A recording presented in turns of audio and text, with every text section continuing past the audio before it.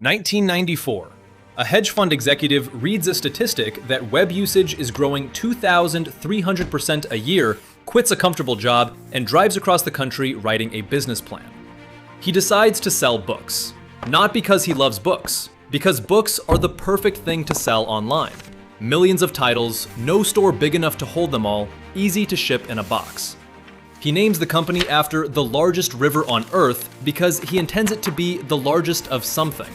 You know the rest. The everything store, the smile on the box, the van in your street twice a day, 2-day shipping, then next day, then same day. A place so convenient, you forgot how to shop anywhere else. That's the story of Amazon, the greatest retail machine ever built.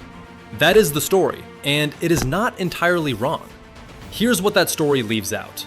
For most of those years, the greatest retail machine ever built barely made a profit, and that was not a failure. That was the plan. Amazon isn't a store that got rich selling you things. Amazon is a machine that spent 2 decades losing money on purpose so it could own the ground everyone else has to stand on. Here's the number that should stop you. In 2014, 20 years in, one of the most valuable companies on the planet posted an annual net loss of $241 million. Not a startup, a giant, losing money on purpose. So how does a company lose money for 20 years and end up worth over $1 trillion? Follow the money, because the store was never where it lived. Every dollar that looked like profit, Amazon spent before it could become profit.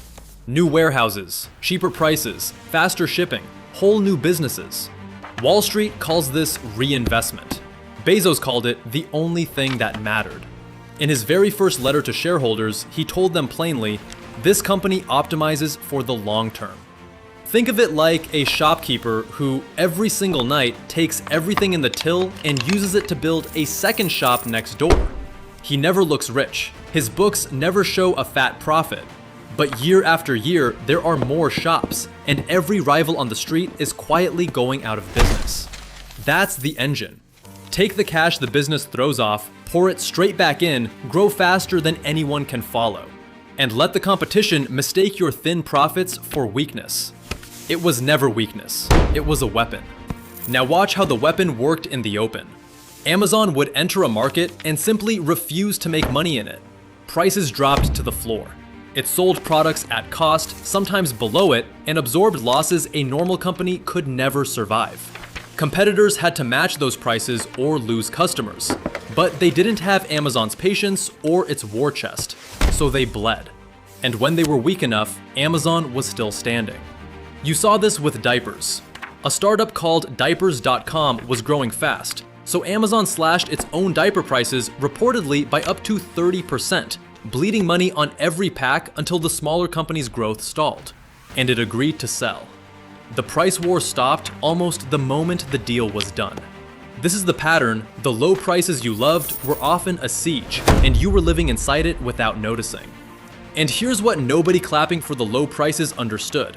While everyone watched the store, the real profit machine was being built quietly in the back. And it had almost nothing to do with selling you products. So what is actually paying for all of this?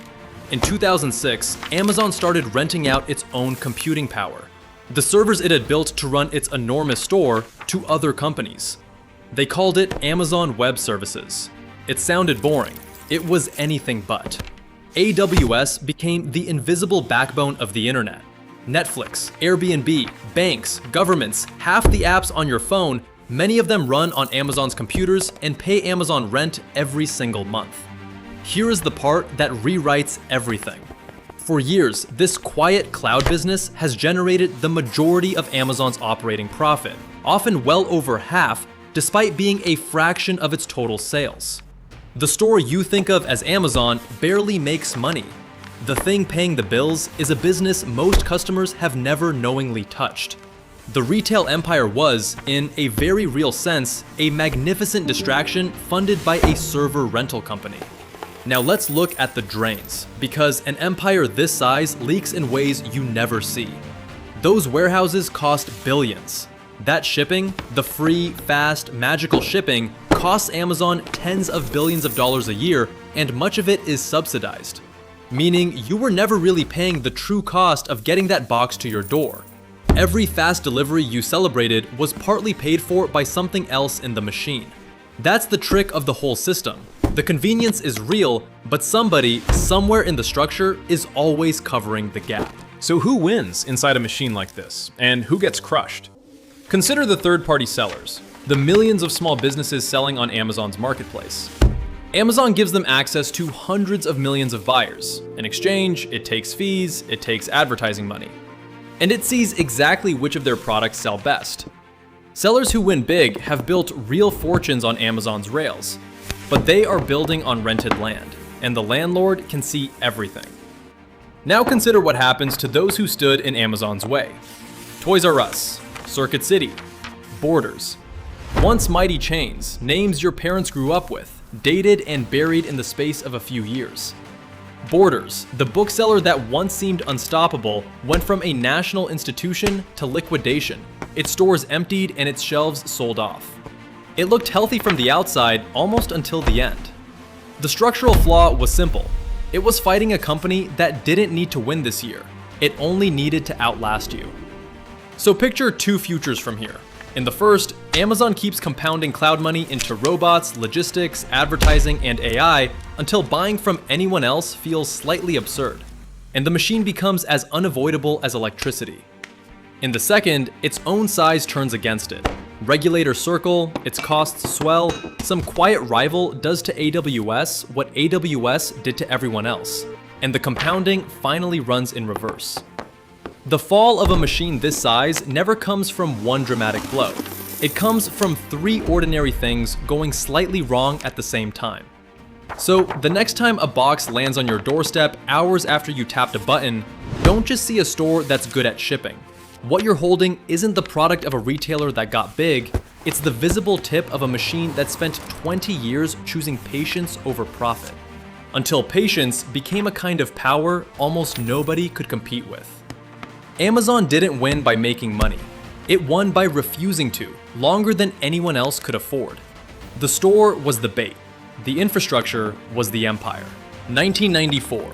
A man drives across the country to sell books and tells his wife he thinks there's maybe a 30% chance it works. If you need more videos like this, like and comment on this video and subscribe to Money Decoded.